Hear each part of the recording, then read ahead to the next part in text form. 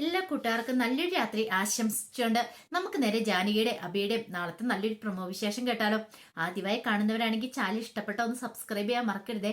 അതോടൊപ്പം തന്നെ വീഡിയോ ഇഷ്ടപ്പെടുവാണെങ്കിൽ ലൈക്ക് ചെയ്യാനും മറക്കരുത് കേട്ടോ. നമ്മുടെ മുന്നോട്ടുള്ള യാത്രയിൽ നിങ്ങളുടെ ലൈക്ക് സപ്പോർട്ടുമാണ് നമുക്ക് ഏറ്റവും കൂടുതൽ പ്രചോദനമായി മാറിക്കൊണ്ടിരിക്കണേ. അങ്ങനെ ഇന്നത്തെ വിശേഷം നമ്മൾ കണ്ടു. ജാനകി അബിയും കൂടെ സംസാരിച്ചുകൊണ്ടിരിക്കുകയാണ്. ഈ സമയത്ത് ജാനകിയോട് അഭിയോച്ചു, അല്ല ജാനകി, നിനക്ക് എന്നോട് ദേഷ്യം ഉണ്ടോന്ന് ചോദിക്കാം. എന്തിനാ ഞാൻ അഭിയോട്ടനോട് ദേഷ്യപ്പെടുന്നത് എന്തിനാന്ന് ചോദിക്കാം. അല്ല, അത് പിന്നെ ഞാൻ ഈ സത്യങ്ങളൊക്കെ മൂടി വെച്ചേനെ. നിനക്ക് എന്നോട് എന്തെങ്കിലും ദേഷ്യമുണ്ട് ഇപ്പൊ പറഞ്ഞോളാം, പറയണം. ഇനിയിപ്പം നിനക്ക് ഞാൻ വേണ്ടാത്തവനായെന്ന് ചോദിക്കാം. ഇത് കേട്ട് കഴിഞ്ഞപ്പോഴത്തേനും ജാനകി പറഞ്ഞു, ഇങ്ങനെയൊന്നും പറയല്ല അഭിയേട്ടാ. ഞാൻ എന്തെങ്കിലും അഭിയേട്ടന്റെ മുന്നിൽ ഇങ്ങനെ എന്തേലും പറഞ്ഞിട്ടുണ്ടോ, എന്തേലും കള്ളത്തരം പറഞ്ഞു നിന്നിട്ടുണ്ടോ എന്ന് ചോദിക്കാം. അതെനിക്കറിയാം, അതുകൊണ്ടാണ് ഞാൻ പറഞ്ഞത്. ഒരിക്കലും ഞാൻ ഇങ്ങനെ ചെയ്യാൻ പാടില്ലായിരുന്നു, സത്യങ്ങളൊക്കെ തുറന്നു പറയേണ്ടതായിരുന്നു. പക്ഷെങ്കിൽ എനിക്കത് നിന്നോട് പറയാൻ തോന്നില്ല. അമ്മ എന്നോട് പറഞ്ഞുകൊണ്ട് മാത്രം ഞാനത് ഒളിച്ചു വെച്ചേന്ന് പറയാം. സാരില്ല, പോട്ടെ. ഇനിയിപ്പൊ എനിക്ക് അഭിയേട്ടന്റെ മനസ്സിലുള്ള മനസ്സിലാക്കാൻ സാധിക്കും, കാരണം ഞാനും ആരും ഇല്ലാത്തോളാം. അതുപോലെ തന്നെയല്ലേ അപ്പൊ അഭിയേട്ടന്റെ അവസ്ഥ. അഭിയേട്ടന്റെ മനസ്സിലെ വിഷമങ്ങളും വേദനകളും എനിക്ക് മനസ്സിലാവുന്ന പറയാം. എന്നാലും ഒന്നും വേണ്ടായിരുന്നു ഇപ്പൊ തോന്നുന്നു. എല്ലാ സത്യങ്ങളും നേരത്തെ തന്നെ തുറന്നു പറയുമായിരുന്നെങ്കിൽ, ആദ്യം തന്നെ എല്ലാവരും അറിഞ്ഞിരിക്കുമായിരുന്നെങ്കിൽ ഈ പ്രശ്നങ്ങളൊന്നും ഇന്നും ഉണ്ടാകത്തില്ലായിരുന്നു പറയാം. ഇനിയിപ്പോ അതിനെക്കുറിച്ചൊന്നും പറഞ്ഞിട്ട് കാര്യമില്ല. അമല് പക്ഷെ പാവാ. പക്ഷെ അജയുടെ കാര്യം ഒന്ന് ഓർത്ത് വെക്കേ. അജയുടെ മനസ്സ് നമ്മൾ എന്തോ വലിയ തെറ്റ് ചെയ്ത പോലെ അഭിയേട്ടാ. അത് ഓർക്കുമ്പോൾ എനിക്ക് സങ്കടം വരുന്നത്. പാവം നിരഞ്ജന നമുക്ക് വേണ്ടി കിടന്ന് പറയുന്നുണ്ട്. പക്ഷെ അതൊന്നും കേൾക്കാനായിട്ട് അജയെ കൂട്ടാക്കുന്നില്ല. അജയുടെ മനസ്സിൽ എന്തോ വലിയ തെറ്റ് നമ്മൾ ചെയ്തെന്ന് പറഞ്ഞോലെ. അല്ലെങ്കിലും അഭിയേട്ടൻ എന്ത് തെറ്റാ ചെയ്തേ? അഭിയേട്ടന്റെ അമ്മ മരിച്ചു പോയതാണ് അഭിയേട്ടൻ ചെയ്ത തെറ്റ്. അത് ഒരിക്കലും ഒരു തെറ്റെന്ന് പറയാൻ പറ്റില്ലല്ലോ. കാരണം ഇത്രയും കാലമായിട്ട് അഭിയേട്ടന്റെ സ്വന്തം മോനെ പോലെ, പെറ്റമ്മയെ പോലെ കരുതി സ്നേഹിച്ചു നിന്നിരുന്നല്ലേ അഭിയേട്ടന്റെ പെറ്റമ്മ പ്രഭാവതി അമ്മ. എന്നിട്ട് പോലും ഇത്രയും കാലമായിട്ടും ആ സത്യങ്ങൾ അമ്മ പോലും അത് തുറന്നു പറയും ഒന്നും ചെയ്തില്ലല്ലോ. ആരോടും പറയില്ലെന്ന് അഭിയേട്ടനോട് പറയുകയും ചെയ്തില്ലേ. അത് ശരിയാ. പക്ഷെ ഇപ്പൊ ആ അമ്മ പോലും മാറില്ല ജാനകി. അമ്മ പോലും എന്നോട് നേരാമണ്ണം സംസാരിക്കുന്നില്ലെന്ന് പറയാ. സാരമില്ല അഭിയേട്ടൻ ടെൻഷൻ അടിക്കാതിരിക്കുക. നമ്മളായിട്ടൊരു തെറ്റും ചെയ്തിട്ടില്ല, പിന്നെ എന്തിനു വേദനിക്കണം. പിന്നെ അച്ഛൻ അത് എഴുതി വെച്ചിട്ടുണ്ടെങ്കിൽ എല്ലാം നല്ലതിനാന്നേ ഞാൻ പറയുള്ളൂ. നമുക്ക് നാളെ ഇറങ്ങിപ്പോകാനായിട്ട് എവിടെയെങ്കിലും ഒരു ഇടം വേണ്ടേ? നമ്മൾ ഈ കുഞ്ഞുങ്ങളെയും കൊണ്ട് എങ്ങോട്ട് ഇറങ്ങി പോകുന്നു ചോദിക്കുകയാണ്. അഭിയേട്ടനൊന്ന് സമാധാനിക്കുക എന്നൊക്കെ പറഞ്ഞിട്ട് അഭിയെ സമാധാനിപ്പിക്കുന്നുണ്ട്. ഈ സമയം പൊന്നൂസ് നേരെ അജയുടെ നിരഞ്ജന അടുത്തേക്ക് എല്ലുവാണ്. അപ്പൊ അജയ് എന്ത് ചെയ്യാണ്? പൊന്നൂസിനെ കണ്ട് മൈൻഡ് ചെയ്യാതിരിക്കുക. ഇത് കണ്ടപ്പോഴത്തേന് ചോദിച്ചു, അല്ല എന്ത് പറ്റി ചെറിയച്ചൻ എന്താണ് മിണ്ടാത്ത എന്നാന്ന് ചോദിക്കാണ്. ഒന്നുമില്ലാന്ന് പറയാ. നിരഞ്ജന പറഞ്ഞു, ബാ മോള് വരാൻ പറഞ്ഞോണ്ട് പൊന്നുവിനെ അടുത്ത് പിടിച്ചിരുത്തുവാണ്. ഈ സമയം അജയ് ഇച്ചിരി അങ്ങ് നീങ്ങിയിരുന്നു. പെട്ടെന്ന് പൊന്നു പറഞ്ഞു, ആഹാ ഇതെന്ത് പറ്റി? അജയ് ചെറിയച്ചൻ എന്താ നീങ്ങിയിരിക്കണേന്ന് ചോദിക്കാം. പൊന്നുവിനോട് വഴക്കാണോ? ഇവിടെ എല്ലാവരോടും വഴക്കിടുന്നുണ്ട്. എന്ത് പറ്റി ചെറിയച്ച? അച്ഛനോടും അമ്മയോടും ഒക്കെ എന്തിനാ ചെറിയച്ചൻ വഴക്കുണ്ടാക്കുന്നുണ്ടേ? ആ ഫോട്ടോ എന്തിനാ താഴെ എടുത്തിട്ടേന്നൊക്കെ ചോദിക്കാം. ഇത് കേട്ടുകഴിഞ്ഞപ്പോ അജയ്ക്ക് അതിന് ഉത്തരവില്ല. നിരഞ്ജന പറഞ്ഞു, അത് പിന്നെ ആ ഫോട്ടോയെ കയ്യിൽ അജയ് ചെറിയച്ചന്റെ കയ്യിൽ താഴെ വീണ് പൊട്ടിപ്പോയതാ. അല്ല ഞാൻ കണ്ടതാണല്ലോ. അജയ് ചെറിയച്ചൻ അത് നിലത്തേക്ക് എടുത്ത് എറിയുന്ന ഞാൻ കണ്ടതാണല്ലോ എന്ന് പറയും. എന്തിനാ ചെറിയച്ച അങ്ങനെ ചെയ്തേന്ന് ചോദിക്കാം. അജയ്ക്ക് ഉത്തരം മുട്ടി. എന്ത് പറയാനാ ഇത്രയില്ലാത്ത കുഞ്ഞിനോട്. ഈ സമയം നിരഞ്ജന പറഞ്ഞു, വാ പൊന്നു ഇങ്ങോട്ട് വന്നേന്ന് പറഞ്ഞ് പൊന്നുവിനെ വിളിച്ചോണ്ട് അങ്ങോട്ട് പോവാണ്. പിന്നീട് നിരഞ്ജന അജയനെ നോക്കി പോകുന്ന വഴിക്ക്, കാരണം ആ കുഞ്ഞു മനസ്സിൽ അത്രയധികം വേദന ഉണ്ടാക്കിയിട്ടുണ്ട്. ഇത്രയും കാലം എല്ലാവരും കൂടെ ഒരുമിച്ച് ഭയങ്കര സന്തോഷമായിരുന്നു. പക്ഷെ പെട്ടെന്നൊരു ദിവസം എല്ലാവരുടെ മനസ്സിൽ എന്തോ ഒരു ബാധ കയറിയപോലെ ആരും പരസ്പരം ഒന്നും സംസാരിക്കുന്നില്ല. എന്തോ ഇവിടെ ഒരു മരണവീട് പോലൊരു അവസ്ഥയായിരുന്നു ആ വീട് എന്നറിയാം. പൊന്നുവിനെ സംബന്ധിച്ചിടത്തോളം അത് ഒട്ടും ഉൾക്കൊള്ളാൻ പറ്റുന്ന കാര്യമായിരുന്നില്ല. പൊന്നു ഇങ്ങനെ പാറിപ്പറന്ന് നടക്കുന്ന, എല്ലാവരുടെ അടുത്തും എപ്പോഴും ചെന്ന് കൊഞ്ചി കുഴഞ്ഞ് നടക്കുന്നതല്ലേ. പെട്ടെന്ന് ആരും മിണ്ടാതായി കഴിഞ്ഞപ്പോൾ അതിൻ്റെതായ അസ്വസ്ഥ പൊന്നുവിന്റെ മനസ്സിലുണ്ടായി. പിന്നീട് നിരഞ്ജന പറഞ്ഞു, അതെ മോള് വിഷമിക്കണ്ട കേട്ടോ. മോളുടെ അടുത്ത് കളിക്കാനും ചിരിക്കാനും ഒക്കെ ഈ ചെറിയമ്മ ഇല്ലേന്ന് ചോദിക്കാം. എന്നാലും അജയ് ചെറിയച്ചൻ എന്താ എന്നോട് മിണ്ടാത്ത എന്ന് ചോദിക്കണം. അതൊന്നും കുഴപ്പമില്ല, ചെറിയച്ചൻ 2 ദിവസം കഴിയുമ്പോഴേ ഓക്കെ ആയിക്കോളും. പൊന്നു വരാനും പറഞ്ഞോണ്ട് പൊന്നുവിനെ വിളിച്ചോണ്ട് പുറത്തേക്ക് അങ്ങോട്ട് ഇറങ്ങി പോവാണ്. ഈ സമയം അഭി നല്ല ടെൻഷനിലായിരുന്നു. അഭിക്കാണ് സങ്കടം അടക്കാൻ പറ്റില്ല. അഭിയോട് ജാനകി പറഞ്ഞു, ഒരു കാര്യം ചെയ്യുക, അഭിയേട്ടൻ പോയി അമ്മയോട് സംസാരിക്കുക. അമ്മയുടെ മനസ്സിൽ എന്താ ഉള്ളതെന്ന് അറിയാലോ. ഇത്രയും കാലം അമ്മ ഈ രഹസ്യങ്ങളൊക്കെ ഒളിപ്പിച്ചു വെച്ചല്ലേ. ഇനിയിപ്പൊ അമ്മയ്ക്ക് എന്തെങ്കിലും പറയാനുണ്ടെങ്കിലോ ചെന്ന് സംസാരിക്കാൻ പറയാ. അങ്ങനെ അഭിയും കൂട്ടിക്കൊണ്ട് ജാനകി പ്രഭാവത്തിന്റെ അടുത്തേക്ക് എല്ലുവാണ്. പിന്നെ ജാനകി അവിടെ മാറുന്നു. ജാനകി അങ്ങോട്ട് പോയുമില്ല. അമ്മയും മോനും കൂടെ സംസാരിക്കട്ടെ, പോറ്റമ്മയല്ലേ, അപ്പൊ എന്തെങ്കിലുമൊക്കെ സംസാരിക്കാൻ കാണുമല്ലോ. അങ്ങനെ പ്രഭാവത്തിന്റെ അടുത്തേക്ക് ചെല്ലുമ്പോ പ്രഭാവതി ഒന്നും മിണ്ടാതെ ഇങ്ങനെ ഇരിക്കുമായിരുന്നു. അഭി എന്നിട്ട്, ചെന്താമ്മേ എന്നെ കണ്ടു അമ്മ മൈൻഡ് ചെയ്യാത്ത തന്നെ, അമ്മ ഫുഡ് കഴിക്കാൻ പോലും വരുന്നില്ലോ.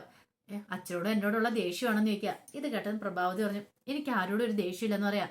ഇപ്പൊ എന്റെ അമ്മേ ഞാനും അമ്മയ്ക്ക് വെറുക്കപ്പെട്ടവനാണെന്ന് ചോദിക്കാം. ഇവിടെ എല്ലാരും എന്നെ വെറുക്കപ്പെട്ടവനായിട്ടാ കണക്കാക്കുന്നത്. അപ്പൊ അതുപോലെ തന്നെയാണ് അമ്മയ്ക്ക് എന്നോടും. ഞാൻ അതിന് മാത്രം എന്ത് തെറ്റമ്മേ ചെയ്തേ? അതിനൊരു തെറ്റും ചെയ്തിട്ടാണ് എനിക്ക് തോന്നുന്നില്ല. അമ്മ തന്നെയല്ലേ പറഞ്ഞേ ഞാൻ അമ്മയുടെ മോനല്ലെന്നുള്ള കാര്യം ഇവിടെ ആരും പറയരുതെന്ന്. അമ്മ പറഞ്ഞ കാര്യം ഞാൻ ഇത്രയും നാൾ അക്ഷരം പ്രതി അനുസരിച്ചില്ലേ.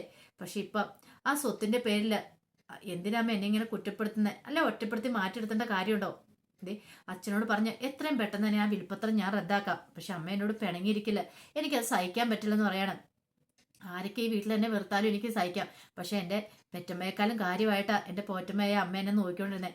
അമ്മ എന്നോട് മോഹം കർപ്പിച്ചിട്ടുണ്ടെങ്കിൽ എനിക്ക് സഹിക്കാൻ പറ്റില്ല. എന്നോട് പിണക്കമില്ല, അല്ലെങ്കിൽ എന്നോട് ദേഷ്യമില്ലെന്ന് ഒരു വാക്ക് പറയാമ്മയെന്ന് പറഞ്ഞുകൊണ്ട് അബി ആ കയ്യിലേക്ക് പിടിച്ചിട്ട് പൊട്ടിക്കരയാണ്. പ്രഭാതിക്ക് സങ്കടമോ എന്ത് ചെയ്യേണ്ടതെന്ന് അറിയത്തില്ല. പ്രഭാത് പറഞ്ഞു എനിക്ക് ആരോടും ഒരു ദേഷ്യമില്ലെന്ന് പറയാം. അത് പറഞ്ഞിട്ട് കാര്യമില്ല. അമ്മയുടെ മുഖം കണ്ടാൽ തന്നെ അറിയാം. അത് പിന്നെ എനിക്ക് അച്ഛനോടുള്ള ദേഷ്യം നിനക്കറിയാലോ. അച്ഛൻ ഈ കാര്യങ്ങളൊക്കെ എന്നിൽ നിന്ന് മറച്ചു വെച്ചതിന് ദേഷ്യം മാത്രമേ ഉള്ളൂ. നീ എന്റെ വയറ്റിൽ പറഞ്ഞല്ലെങ്കിലെങ്കിലും നീ എന്റെ മോൻ തന്നെയാ. നിന്നെ ഞാൻ അങ്ങനെയാണല്ലോ വളർത്തിക്കൊണ്ട് വന്നത്. എനിക്കറിയാം നിന്റെ മനസ്സ് തേങ്ങുന്ന എനിക്ക് അറിയാടെ മോനെ. പക്ഷെ എനിക്ക് എന്ത് ചെയ്യാൻ പറ്റും? ഇപ്പൊ ഈ കുടുംബത്തിൽ തന്നെ ഉണ്ടായ അവസ്ഥകൾ കണ്ടില്ലേ. മുത്തശ്ശി ഈ കാര്യങ്ങളൊക്കെ ഇത്രയും നാളും പറയാതെ പിടിച്ചു വെച്ചോണ്ടിരിക്കുമായിരുന്നു. പക്ഷേ എങ്കിൽ അപർണ എല്ലാ കള്ളത്തരം കണ്ടുപിടിച്ചില്ലേ. ഇനിയിപ്പോ എന്ത് ചെയ്യാൻ പറ്റും? നിന്റെ അച്ഛൻ ഇങ്ങനെ ഒരു ചതി എന്നോട് ചെയ്യേണ്ട കാര്യം ഉണ്ടായിരുന്നു ചോദിക്കുക. അത് പിന്നെ അമ്മ ഞാൻ അച്ഛനോട് സംസാരിക്കാം. അമ്മ എല്ലാവരോടും മിണ്ടണം. പഴയ പോലെ തന്നെ ഈ കുടുംബം നമുക്ക് മുന്നോട്ട് കൊണ്ടുപോകണം. ദേ ഒരു കാര്യം ഞാൻ പറഞ്ഞേക്കാം. ഇവിടെ നമ്മൾ തകർന്നു പോയിട്ടുണ്ടെങ്കിൽ ഈ കുടുംബം ഒരിക്കലും മുന്നോട്ട് കൊണ്ടുപോകാൻ സാധിക്കില്ല. അളകാവൂർ തകർന്നു പോകുമേ. അമ്മ വേണം ഈ കുടുംബത്തെ മുന്നോട്ട് നയിക്കാനായിട്ട്. അച്ഛനും അമ്മയും തമ്മിൽ സംസാരിക്കണം. പ്രശ്നങ്ങളൊക്കെ പറഞ്ഞു തീർക്കണം. പിന്നെ അജയോടും അമ്മലിനോടും എല്ലാവരോടും സംസാരിക്കണം. അമ്മ ഇനി ഇങ്ങനെ അമ്മ മാറിയിരിക്കുന്നു പറയണേ. ഞാൻ എന്ത് ചെയ്യണമെന്നാ നീ പറയണേ? അമ്മയ്ക്കറിയാലോ എനിക്ക് അമ്മയെ നിങ്ങളും ഇല്ലാതെല്ലാം ലോകമില്ല. ഞാൻ ഏറ്റവും കൂടുതൽ സ്നേഹിച്ച ഈ അളകാപുരിയിലുള്ളവരെയാ. എന്റെ സഹോദരങ്ങളായിട്ടാണ് ഞാൻ അജയനെ അമ്മലിനെയും അന്നും ഇന്നും എല്ലാം കണ്ടിട്ടുള്ളൂ. അതുപോലെ തന്നെ അമൃത എന്റെ സഹോദരിയാണ്. ഇന്ന് വരെ ഞാൻ അങ്ങനെ പെരുമാറുകയും ചെയ്തിട്ടുള്ളൂ. പെട്ടെന്നൊരു ദിവസം അവരൊന്നും എന്റെ ആരുമല്ലെന്ന് പറഞ്ഞു കഴിയുമ്പോഴത്തേനും എനിക്ക് സങ്കടം സഹിക്കാൻ പറ്റുന്നില്ല. ഒന്നുമല്ലേലും ഒരമ്മയുടെ വയറ്റിൽ നിന്ന് പറഞ്ഞല്ലെങ്കിലും എന്റെ സഹോദരങ്ങളല്ലേ. ഞങ്ങളൊരു അച്ഛന്റെ മക്കളല്ലേ അമ്മേ. അപ്പൊ പിന്നെ എനിക്ക് അവരെ ഒഴിവാക്കാൻ പറ്റുമോ? അവർക്ക് എന്നെ വേണ്ടെങ്കിലും എനിക്ക് അവരെ വേണമേന്ന് പറയാണ്. ഇതൊക്കെ കേട്ട് കഴിഞ്ഞ് പ്രഭാവതിൽ കണ്ടു രണ്ടും നിറഞ്ഞു വന്നു. അപ്പോഴേക്കാണ് സുമംഗല അങ്ങോട്ട് വരുന്നുണ്ട്. സുമംഗല വന്നപ്പോൾ ജാനകി അവിടെ നിൽക്കുന്നുണ്ട്. ഓഹോ നീ എന്താടി ഇവിടെ മറിഞ്ഞു വന്ന് നിൽക്കുവാണെന്ന് നിൽക്കും. എന്നിട്ട് ജാനകി ഞാൻ മറിഞ്ഞു നിൽക്കൊന്നും അല്ലായിരുന്നു പറയണം. ഓ ഇപ്പൊ എന്ത് പറ്റി? ഓ ഇവനിവിടെ കയറി ഇരിക്കുന്നുണ്ടായിരുന്നോ? ഇപ്പോഴല്ലേ കാര്യം മനസ്സിലായത്. എന്താടാ നീ എന്താ ഈ മുറിക്കാത്ത? ഇത് കേട്ട അഭിയോട് ഞാൻ അമ്മയോട് ആരുടെ അമ്മ? പ്രഭാവതി ഇനി വീണ്ടും അമ്മയെന്നൊക്കെ വിളിച്ചോണ്ട് വരുന്നുണ്ട് ഇവന്. എന്തോ കാര്യസാധ്യത്തിന് വേണ്ട സോപ്പിടാൻ വേണ്ടി വരുന്ന. ഇനി അളകാപുരിയുടെ ബാക്കി സ്വത്തോടെ അടിച്ചെടുക്കാൻ വേണ്ടി ആയിരിക്കും. നീ ഇവനെ മുറിയിൽ തന്നെ ഇറക്കി വിട്. അല്ലെങ്കിൽ നിന്റെ മക്കൾക്ക് കിട്ടാനുള്ളതൊന്നും കിട്ടത്തില്ല. നിന്നോട് പലവട്ടം ഞാൻ പറഞ്ഞ കാര്യം അത്. ഇവനിവിടെ ഉണ്ടെങ്കിൽ നമ്മൾ ഉദ്ദേശിക്കുന്ന പോലെ കാര്യങ്ങളൊന്നും നടക്കില്ലാന്ന്. ഇവന് സ്വത്തുക്കളെല്ലാം മേടിച്ചെടുക്കാണ്ട് നോക്കും. അതുകൊണ്ട് എത്രയും പെട്ടെന്ന് തന്നെ ഇവളെയും കൂടെ ഈ വീട്ടിൽ നിന്ന് തന്നെ അടിച്ചിറക്കണം എന്ന് പറയണം. അമ്മ എന്തൊക്കെയാ പറയുന്നേ? ഒന്നും മിണ്ടാതിരിക്കാൻ പ്രഭാവതി പറയാം. പിന്നെ ഞാൻ മിണ്ടാതിരുന്നിട്ടുണ്ടെങ്കിൽ കാണാം നമുക്ക്. അല്ലെങ്കിൽ തന്നെ ഇപ്പൊ ഇവന് വല്ല കാര്യമുണ്ടോ? ഇവന്റെ പേരിലേക്ക് ആ സ്വത്തുക്കൾ എഴുതി വെക്കണ്ടേ? അതുകൊണ്ടല്ലേ ഈ പ്രശ്നങ്ങളെല്ലാം ഉണ്ടായത്. ഒരു കണക്കിന് നന്നായി അവന്റെ പേരില് സൂര്യനാരായണന്റെ പേരിൽ ഈ സ്വത്തുക്കളൊക്കെ ആക്കിയത്. അല്ലെങ്കിൽ കണ്ടോ ഇവന് എല്ലാം തട്ടിയെടുത്തോണ്ട് പോയാനും. നീ അറിയാതെ ഒന്നും ചെയ്യാൻ പറ്റില്ലല്ലോ സൂര്യക്കാണേലും. അല്ലെങ്കിൽ കണ്ടോ അവൻ നീ അറിയാത്തില്ലാതെ പല കാര്യങ്ങളും ചെയ്തു വെച്ചാനും. എല്ലാ സ്വത്തുക്കളും ഇവന്റെ പേരിലേക്ക് എഴുതി വെച്ചാനും. അത് ഒരു കണക്കിന് നല്ലതായില്ലേ. ഞാൻ എന്നാ പിടിവാശി പിടിച്ചോണ്ടല്ലേ. അപ്പൊ ഇപ്പൊ കാണായിരുന്നു നീ നിന്റെ മക്കളും കൂടെ തെരുവിലേക്ക് ഇറങ്ങണേ. ഇത് കേട്ടപ്പോ അഭി പറഞ്ഞു മുത്തശ്ശി ഇങ്ങനെയൊന്നും പറയരുതെന്ന് പറയാണ്.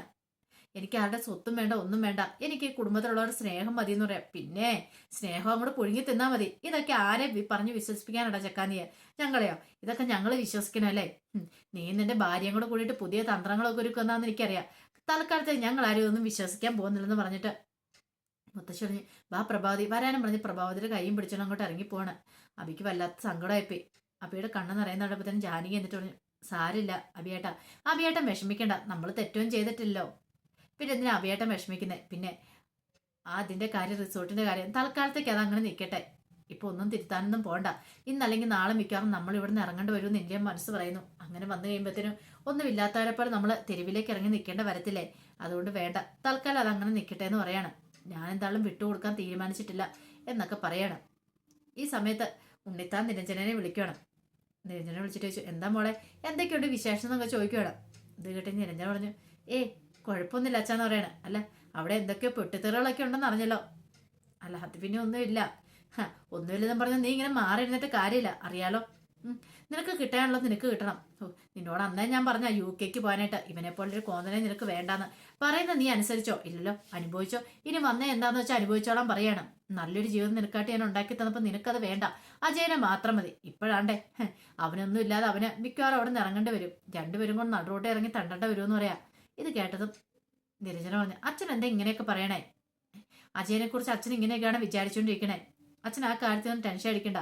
ഞങ്ങൾക്ക് കിട്ടാനുള്ള സ്വത്തുക്കളൊക്കെ ഞങ്ങൾക്ക് കിട്ടുമെന്ന് പറയാം. പിന്നെ അഭിയേട്ടന് കൊടുക്കാനുള്ള അച്ഛൻ കൊടുത്തെന്ന് മാത്രം. ഇനി എന്തായാലും കൊടുക്കാണ്ടല്ലോ, എനിക്ക് അതിനകത്ത് കുഴപ്പമൊന്നുമില്ല. സ്വത്തും പണമൊന്നും മോഹിച്ചിട്ടല്ല ഞാൻ ഈ അളകാപുരിയിലേക്ക് വന്നേന്ന് പറയാം.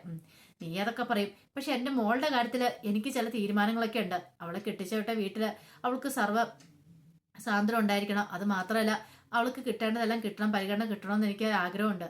അത് ഒരു അച്ഛനെന്ന നിലയിൽ ഞാൻ ആഗ്രഹിക്കുന്നത് തെറ്റാണോ? നിനക്ക് ആ കുടുംബത്തിൽ നിന്ന് കിട്ടേണ്ട സ്വത്തുകളും കാര്യങ്ങളും എല്ലാം നിനക്ക് കിട്ടണം. അല്ലെങ്കിൽ ഉണ്ടല്ലോ, ഞാൻ അങ്ങോട്ടൊരു വരവ് വരും. അന്ന് സൂര്യനാരായണന്റെ പതനമായിരിക്കും എന്ന് പറയാം. എങ്ങനെയൊന്നും ആയിരിക്കില്ല ഞാൻ വരുന്നെന്ന് പറയാം. ഇത് കേട്ടെന്ന് നിരഞ്ജന പറഞ്ഞു, ദൈവത്തെ ഓർത്ത് അച്ഛനൊന്നും വെക്കുന്നുണ്ടോ? ഇതുപോലത്തെ കാര്യങ്ങളൊന്നും പറഞ്ഞുകൊണ്ട് വിളിക്കരുത്. എന്റെ ഉള്ള മനസ്സമാധാനോട് കളയില്ലെന്ന് പറയണം. അതെ, നല്ലത് പറഞ്ഞു തരുമ്പോൾ നിനക്ക് ഇഷ്ടപ്പെടില്ലെന്ന് എനിക്ക് നേരത്തെ അറിയായിരുന്നു. നിനക്ക് ആ ജാനകി അഭിയും കൂടെ എന്തൊക്കെയോ വിഷം തന്നിട്ടുണ്ട്. അതുകൊണ്ടാണ് നീ അവരെ സപ്പോർട്ട് ചെയ്ത് എപ്പോഴും നിൽക്കുന്നത്. അവർക്ക് വേണ്ടി മാത്രം ബാധിക്കുന്ന പറയാണ്. നിന്റെ കല്യാണം നടത്തിയത് അവരാന്നുള്ള ആ ഒരു സെന്റിമെന്റ്സ് ആയിരിക്കും നിന്റെ മനസ്സ് നിറയല്ലേന്ന് ചോദിക്കുകയാണ്. അച്ഛാ, അങ്ങനെയൊന്നും ഇല്ലാന്ന് പറയണം. നീ കൂടുതലൊന്നും പറയണ്ട, ഫോൺ വെച്ചോ, എന്ത് ചെയ്യണമെന്ന് അറിയാം എനിക്കെന്നൊക്കെ പറഞ്ഞുകൊണ്ട് ഉണ്ണിത്താൻ വക്കീൽ ഫോൺ വെക്കുവാണ്. അപ്പൊ അതിന്റെ വിശേഷങ്ങളൊക്കെ നാളെ നമ്മൾ കാണാനായിട്ട് പോകുന്നത്. ആ വിശേഷങ്ങളൊക്കെ നമുക്ക് എല്ലാവർക്കും കാത്തിരിക്കാട്ടോ. ഒരിക്കൽ കൂടി എല്ലാവർക്കും നല്ലൊരു രാത്രി ആശംസിച്ചു നിർത്തുന്നു. നന്ദി.